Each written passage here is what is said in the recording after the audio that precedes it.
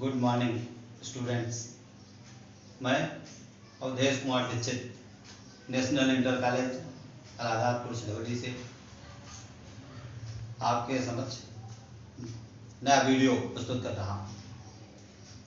पिछले वीडियो में आपने रासायनिक बलगतिकी में अभिक्रिया की दर के बारे में पढ़ा है। आज हम आपको बता रहे हैं अभिक्रिया की दर को प्रभावित करने वाले कारक, factors affecting to rate of reaction. अभिक्रिया की दर को निम्नलिखित 6 कारक मुख्य रूप से प्रभावित करते हैं। पहला है सांद्रता। सांद्रता बढ़ाने पर अभिक्रिया की दर बढ़ जाती है, क्योंकि सांद्रता बढ़ने पर अभिकारक अणुओं के बीच टक्करों की संख्या बढ़ती है, ज़्यादा टक्करें होती हैं, इसलिए ज़्यादा उत्पाद बनते हैं। ये टक्कर शब्द जो है टक्कर सिद्धांत से लिया गया है, कॉलिजन थ्योरी से। तो उस थ्योरी के बारे में आगे आपको पढ़ाया जाएगा। दूसरा कहा जाता है ताप। ताप बढ़ाने पर भी अभिक्रिया की दर बढ़ जाती है, क्योंकि ताप बढ़ने पर प्रभावी टक्करों की संख्या बढ़ती है। तब अणुओं के बीच तमाम टक्करें होती हैं, लेकिन कुछ ऐसी टक्करें होती हैं जिनमें उत्पाद बनते हैं और उनको प्रभावी टक्करें कहते हैं। ताप बढ़ने पर इन प्रभावी टक्करों की संख्या बढ़ने के कारण अभिक्रिया की दर बढ़ती है। तीसरा फैक्टर है उत्प्रेरक। अभिक्रिया में उत्प्रेरक अगर लिया जाता है तो वह उत्प्रेरक जो है अभिकारकों की सक्रियण ऊर्जा के मान को, एक्टिवेशन एनर्जी के मान को कम कर देता है, जिसके कारण सक्रिय अणुओं की संख्या बढ़ जाने के कारण अभिक्रिया की दर बढ़ जाती है।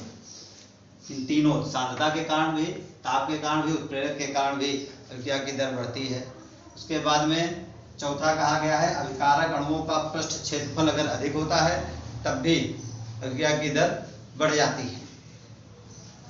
पांचवा फैक्टर प्रकाश है। कुछ ऐसी अभिक्रियाएं होती हैं जो प्रकाश सक्रिय होती हैं, जिनमें अभिकारक अणु प्रकाश ऊर्जा को अवशोषित करके अपने देहली ऊर्जा तल को, जो थ्रेशोल्ड एनर्जी तल है, उसको प्राप्त करते हैं।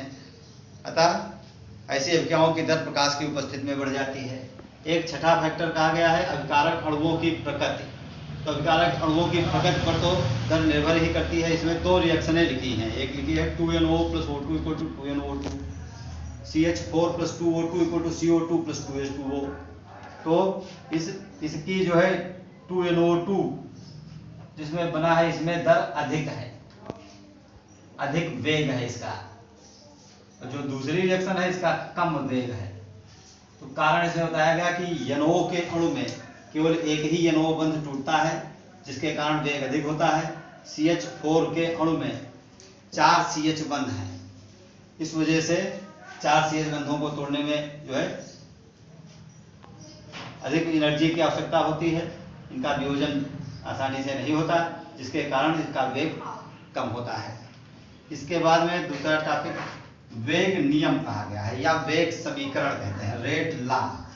इस रेट लॉ का मतलब है वह समीकरण जो किसी रासायनिक अभिक्रिया की दर तथा अभिकारकों की सांद्रता के बीच संबंध स्थापित करती है, उसको हम कहते हैं रेट इक्वेशन या रेट लॉ या वेग नियम। इस तरह से वेग नियम का एक सामान्य रूप इसमें लिखा हुआ है, R = K concentration of reactant to power n। इसमें R जो है रेट ऑफ रिएक्शन है, K अभिक्रिया का वेग स्थिरांक है, कॉन्सेंट्रेशन ऑफ रिएक्टेंट को कहा गया अभिकारक की मोलर सांद्रता है, और n अभिक्रिया की कोटि है। ये कोटि क्या है, वेग स्थिरांक क्या है, ये सब अभी आगे आपको एक्सप्लेन किया जाएगा। यहाँ पर 2 ग्राफ बने हुए हैं। एक में अभिक्रिया की दर तथा समय के बीच संबंध स्थापित किया गया है। इसमें दिखाया गया है कि जैसे जैसे समय बीतता है, प्रारंभ में अभिक्रिया की दर अधिक होती है, लेकिन समय बढ़ने के साथ अभिक्रिया की दर घटने लगती है। जैसे जैसे अभिकारक अणुओं की सांद्रता घटती है, वैसे वैसे अभिक्रिया की दर टाइम बीतने के साथ घटती जाती है। इस तरह से ये ग्राफ में दिखाया गया है। दूसरा जो ग्राफ है वो समय और सांद्रता के बीच में है। x अक्ष पर समय और y अक्ष पर सांद्रता दिखाई गई है। तो इसमें दिखाया गया है समय बढ़ने के साथ अभिकारक की सांद्रता इस तरह से घटती जाती है और उत्पाद की सांद्रता इस तरह से बढ़ती जाती है। वेग नियम के बाद वेग स्थिरांक। वेग स्थिरांक या रेट कांस्टेंट आप करते हैं। रेट कांस्टेंट के बारे में इस तरह से एक रिएक्शन लिखी गई है, A + B = उत्पाद। अभिक्रिया की दर R समानुपाती concentration of A into concentration of B। Law of mass action आपने पढ़ा है, जिसमें आपको बताया गया है कि किसी रासायनिक अभिक्रिया की दर अभिकारकों के सक्रिय द्रव्यमानों के गुणनफल के अनुपाती होती है। उस तरह से इसको लिख दिया गया है। बाद में एक नियतांक लगा करके R बराबर K into concentration of A into concentration of B लिखा गया है। इसमें जो K है या K ही जो है क्या है, वेग स्थिरांक है। ये एक नियतांक है, इसे अभिक्रिया का वेग स्थिरांक कहते हैं। अगर A और B की सांद्रताएं 1 मोल प्रति लीटर हो तो यहाँ पर एक जब मान रखेंगे तो R की वैल्यू K आएगी और concentration of A concentration of B दोनों का मान 1 मोल प्रति लीटर लेने पर R का मान K के बराबर आता है। इस तरह से डिफिनीशन K की ले रहे हैं कि किसी रासायनिक अभिक्रिया का वेग स्थिरांक अभिक्रिया की दर के बराबर होता है, जबकि अभिकारकों की सांद्रता 1 मोल प्रति लीटर हो। तो इस तरह की परिभाषा जो बहुत इम्पॉर्टेंट है, उसे रिपीट कर रहे हैं कि किसी रासायनिक अभिक्रिया का वेग स्थिरांक अभिक्रिया की दर के बराबर होता है, जबकि अभिकारकों की सांद्रता 1 मोल प्रति लीटर हो। वेग स्थिरांक को विशिष्ट अभिक्रिया दर या स्पेसिफिक रिएक्शन रेट भी कहते हैं। इसमें कुछ के लक्षण बताए गए हैं।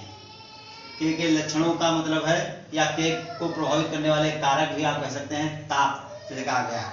तो वेग स्थिरांक का मान स्थिर ताप पर स्थिर होता है तथा ताप बढ़ाने पर बढ़ता है।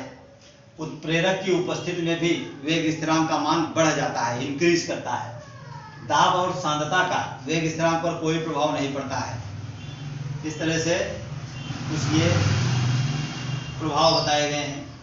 सामान्य मात्रक एक लिखा हुआ है, मोल की पावर 1 - n, लीटर की पावर n-1, सेकेंड इनवर्स। इस तरह से अलग अलग अभिक्रिया के लिए वेग स्थिरांक का मात्रक अलग अलग आता है। ये जो है अभिक्रिया की कोटि पर निर्भर करता है। इसके बाद में एक अन्य टॉपिक है जिसको हम कहते हैं आर्हेनियस समीकरण। तो इस आर्हेनियस समीकरण में हम किसी रासायनिक अभिक्रिया के वेग स्थिरांक और परम ताप के बीच संबंध स्थापित करते हैं। वेग स्थिरांक और ताप में क्या संबंध है, वो आर्हेनियस समीकरणों से पता चलता है। आर्हेनियस समीकरण इस तरह के निम्नलिखित 4 रूपों में लिखा हुआ है। पहला लिखा है K = A × e⁻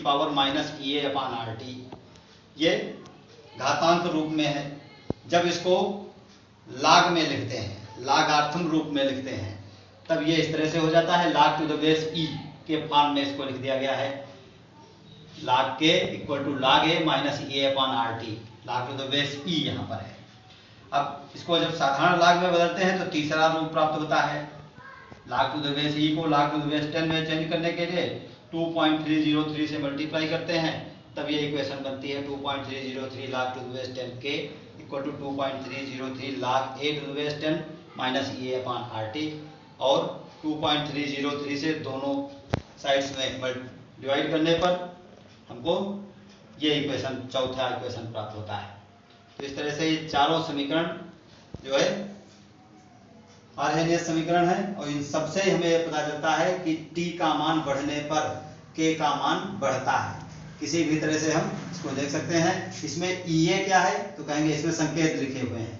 EA सक्रियण ऊर्जा है, T परम ताप है, R गैस नियतांक है जिसका मान आपको बताया गया है 8.314 जूल प्रति मोल केल्विन। अर्ग में भी अगर व्यक्त करें तो दोनों को, इसको और इसको दोनों को अर्ग में व्यक्त करेंगे, सक्रियण ऊर्जा का मान।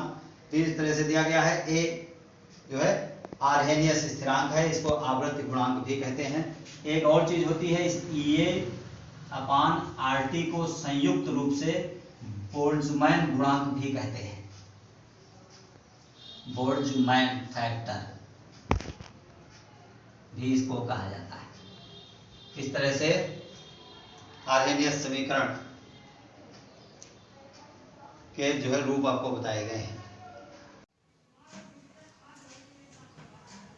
अगले वीडियो में हम आपको एक्टिवेशन एनर्जी के फार्मूले, ताप गुणांक और कॉलिजन थ्योरी जो है टक्कर सिद्धांत के बारे में बताएंगे।